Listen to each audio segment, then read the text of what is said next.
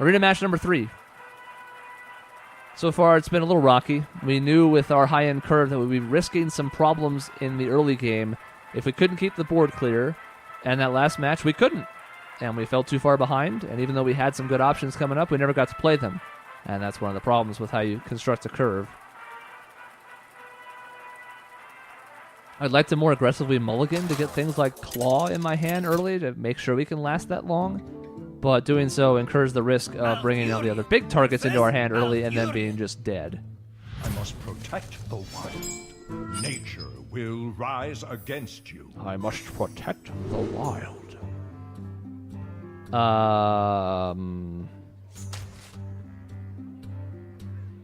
See, again, we're risking a lot throwing away these, but let's try. Let's try.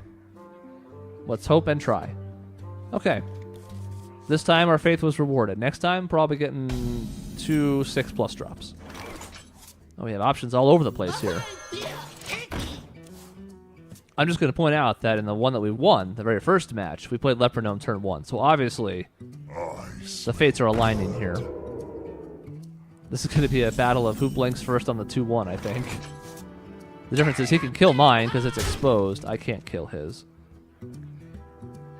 But I can scare him a little bit. No, there's no reason to do that. Let's not go crazy. If I play out the Pyromancer, it just dies to the Infiltrator. Doesn't scare him at all. If I had 3 mana, I could Claw and then just kill his 2-1, but I don't. So I can't. Okay, as of this moment, we're ahead 30-24. 31, really. He's not exposing it because he knows I can just kill it. Don't mess with us.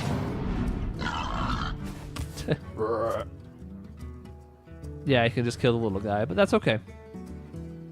That's okay. Or you can go that route, I suppose. Can't say I mind that either.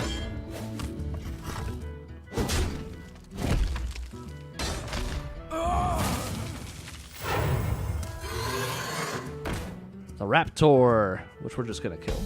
We have no qualms about just killing that. Savage Roar gives us some options, and so too does the Pyromancer with Claw, but we're not going any of those routes. We're just going to straight Claw. For the wild. See you later. Doesn't really matter if we use this hero power before or after. We could also just play out the Pyromancer. Let's attack here. I want the board presence. Let's do it. Don't know that hero power is that strong there. Yeah, we get another damage in and we get a shield back, but I'd rather have the 3-2 out to answer this turn 4 play he's got. And it's not surprising.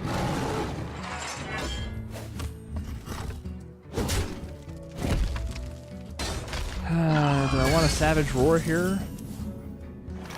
I don't get a lot of value out of Savage Roar because it'll do 1 damage to everything and I can pick it off with my hero power, but then I don't need to use my hero power anymore. But I still can. Can also just trade. Yeah, we're just gonna let's not go crazy. And the question here is charge or taunt. Where shall I strike? Is a swipe target if we charge. Is that so bad though, getting hit by 1 thing with swipe? Let's just taunt. We're okay. We can stay patient. We know we have big threats coming. And now it can't be swiped anymore. It can't even be starfired anymore. That will just probably hit in the face, because I don't really think I care about it. Well, now we can hit and then hero power.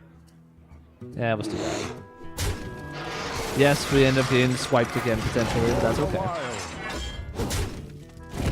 That means we're leaving a lot of stuff in our hand, but not a big deal. We'll keep swipe for something better. Are we going to see it from him, though? And 1 damage to our face? Starfire. Okay. That's all his turn's going to be, though. So that means next turn, guess what we get to do without hesitation?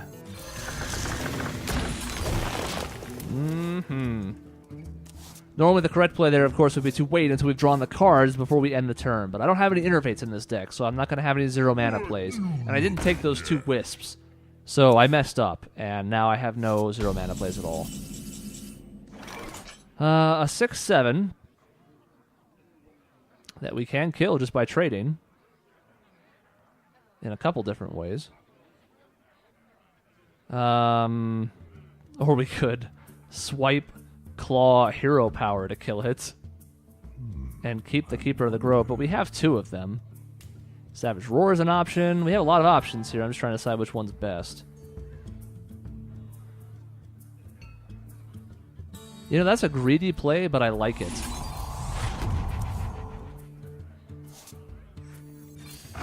Look at the greed happening here. But look at the board presence it leaves behind. And he's used 1 Starfire. Hard to say how many he has, because you never know in Arena. How many he got presented with, how many he chose to take. Another big boy. How are we going to kill this? Double Keeper works from damage.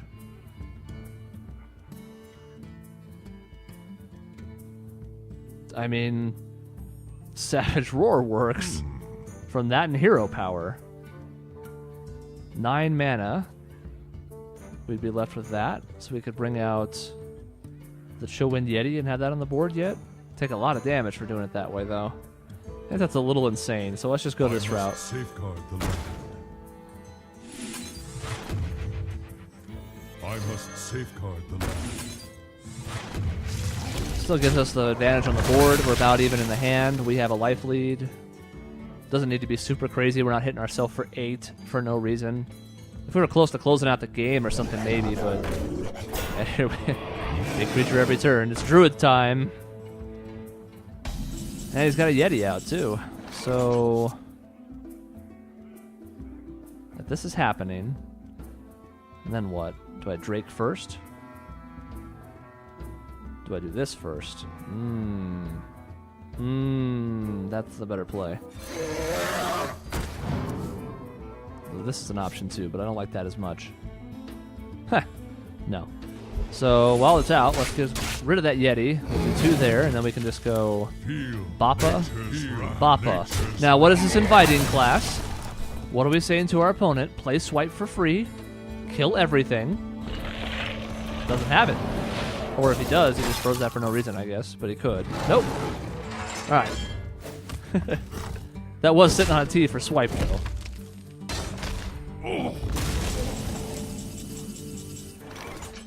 I mean, we can just keep putting on this pressure.